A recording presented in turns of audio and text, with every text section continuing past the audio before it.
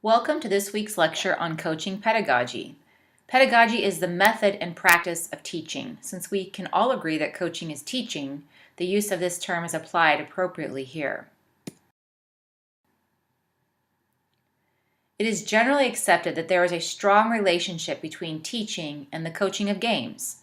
Historically, PE teachers often became teachers because they were afforded opportunities to coach. But there is a growing acceptance that coaching is part of the educational enterprise, and that coaching pedagogy is part of the coaching profession. Coaches are educators. Part of education, if we critically examine it, is to create people that can think for themselves. Coaches should strive to create autonomous beings, or those that can act independently or freely without being micromanaged. Coaches uniquely train the entire athlete. Ideally, they should follow a holistic training philosophy which covers all 5 phases of athlete development: technical, tactical, mental, physical, and social.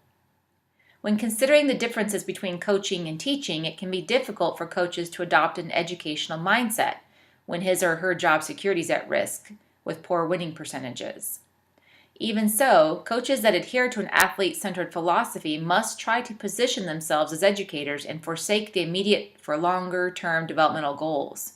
In the long run, the result will be increases in sport performance and ultimately in winning percentages. In the mid-1960s, a spectrum of teaching styles was designed to create cohesiveness around teaching behavior. Mostyn designed the spectrum so teachers could reflect on their teaching practice. Kirk et al. In 1972 adapted these styles. We will be covering the Kirk adaptations in this lecture. Coaches need to become familiar with these methods so that they can reflect on their current practice and make choices about the appropriateness of their current practices to make changes that will improve their practice. The characteristics of these methods operate on a continuum that will intersect each other. Each is not exclusive, but rather is positioned on the continuum, which will overlap other methods. The 5 teaching methods are direct, task, reciprocal, guided discovery, and problem solving.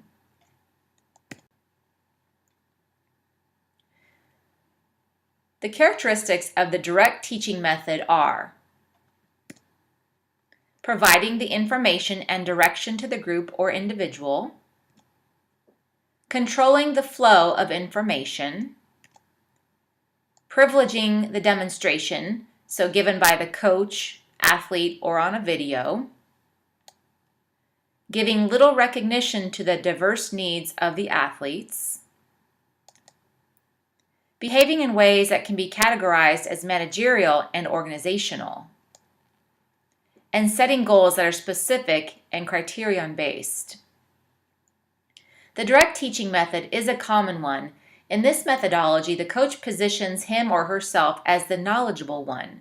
For example, when a basketball coach wants to teach players how to dribble a basketball, he or she would identify all of the key elements of dribbling, then demonstrate the skill. Then the coach has the players do a drill that requires them to do various poses, changing their pose on the sound of the whistle. The characteristics of the task teaching method are similar to direct teaching, but also include the following: designing the learning environment so that it has several different tasks, like in stations or circuits; designing the tasks so that each supports the objective of the session; designing the session so that the tasks are performed simultaneously, not sequentially. For example, small groups of athletes move through different stations after a pre-designated time period or when they have completed the task. Organizing the content of the stations so that they are slightly shifted towards recognizing the needs of the athletes. And designing the sessions so that the players can, at times, work independently from the coach. This method could be adopted in a soccer context where the aim would be to improve the player's technical skill on the ball. The coach would then organize the session so that there are a number of stations positioned on the field. The players would do a different task at each station, but they all reflect the aim of the session. The players have 5 minutes at each station. They can work by themselves or with teammates while the coach wanders around providing specific feedback or answering questions. The characteristics of the reciprocal method reflect some of those evident from the previous two, but these are the main differences. It requires the athletes to work with each other. It designs the content of the session to suit the athlete's abilities and needs. The coach matches the peers so that ideally one is more skilled and knowledgeable than the creating a mentor-mentee kind of relationship. Requires an athlete to become responsible for demonstration and feedback. And encourages athletes to develop feedback and social skills.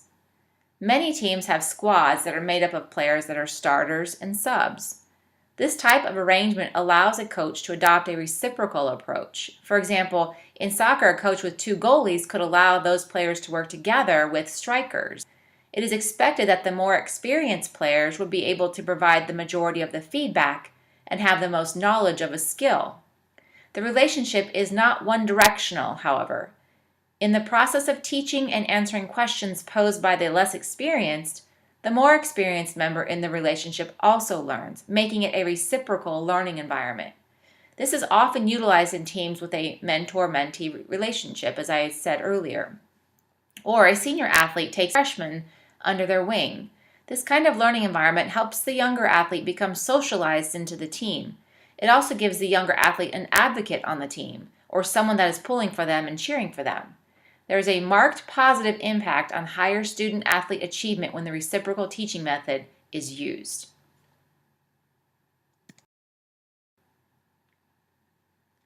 The characteristics of the guided discovery method are: the coach incorporates activities that require the athlete to become more independent of the coach, and requiring the athletes to move through a series of tasks in response to a number of questions with the goal of discovering a predetermined solution.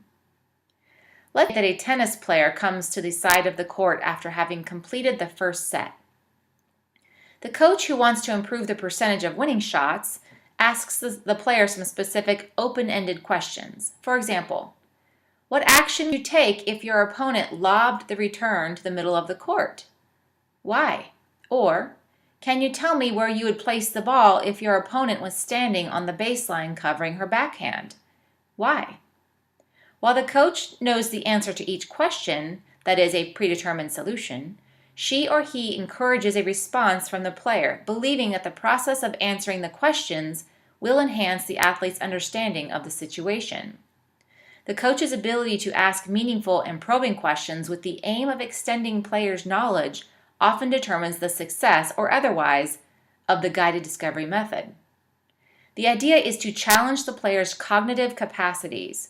So just asking close-ended questions that require a simple yes or no response may not be challenging enough to improve sport cognition. Coaches are challenged then to ask questions that are widely ranged from memory-level questions that involve little cognitive involvement to analytical questions that require considerable cognitive involvement.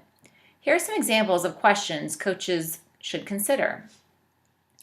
1. How do we restart the ball when it goes out of bounds? This would be a memory-level question. 2. How could you increase your chances of scoring from a corner kick? This would be an analytical question. And number 3, what are some tactical cues that will help us to know how we want to defend the net? This would be another analytical question. When determining what questions to ask, be intentional. Consider how your players learn. Use learning styles to help determine which questions will have the greatest impact. So for learners who are visual, watch the demonstration and then tell me what are the 3 phases of the kick. For learners who are oral, listen to the sound of the skis on the snow when you turn. Why does the sound differ when you turn left? For readers and writers, on the basis of your reading of these data, what could you do differently? And for kinesthetic learners, what did your knees feel like when you carved out that turn? The characteristics of the problem-solving method are similar to guided discovery, except that they include the coach in establishing the problem, which may come from a situation the team or athlete has experienced, accepting that outcomes may be more varied, accepting that there is not necessarily one right solution to the problem, although recognizing that some solutions are better than others, encouraging athletes to be responsible for the process of finding solutions, enabling work to be individualized or performed in groups, recognizing athletes' background knowledge and preferred pace of learning and the medium through which they prefer to learn, recognizing that problem-solving demands tasks that require more cognitive engagement, and having a debrief at the end of the problem-solving scenario so that athletes can review what has been learned. Athletes generally develop long-term learning with this method. Peer interactions during the negotiation and organization of group tasks also enhances social development. Further, athletes negotiate how to manage and resolve conflict utilizing the problem-solving approach. An example of a problem-solving method is the following. A basketball coach has the second team mimic the defensive pattern of the upcoming opposition. The score is tied and there are 10 seconds left on the clock. The offense has the ball out of bounds and must figure out how they will score in the next 10 seconds. The coach gives the offensive team 5 minutes to come up with their own solutions to win the game. The coach allows the play to continue. After the play, there is a debriefing session about what worked and what didn't, and what options they could try in the upcoming match. Do not forget to debrief. Failure to conduct a debrief can compromise the integrity of the method. This is not a laissez-faire, anything-goes method. Critically examine the ideas of the team.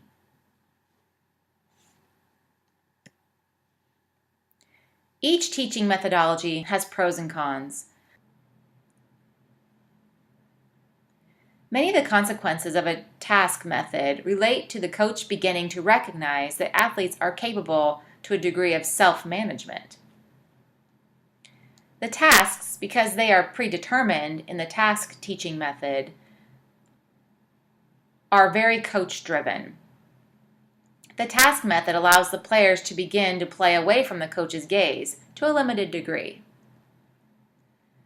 It allows the players to have a bit more freedom and less time directly with the coach, which improves friendship patterns and creates a more cooperative environment for the players. So keep in mind that some of the consequences are meant to be positive.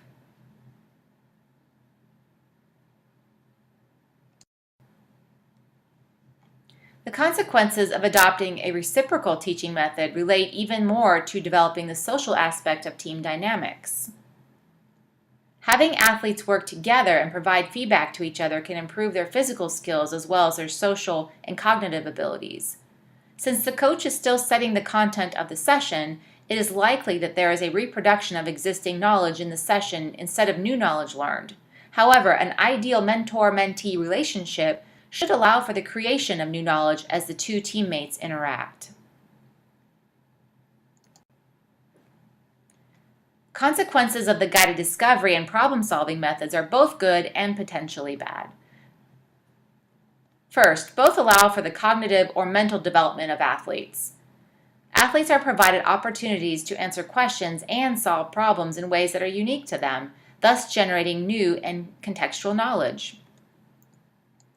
Second, because the coach allows the athletes to answer questions and facilitates their learning in a very democratic way, coaches might be perceived not to be an expert in the sport, especially athletes that may have been trained in a traditional, orthodox way of direct coaching.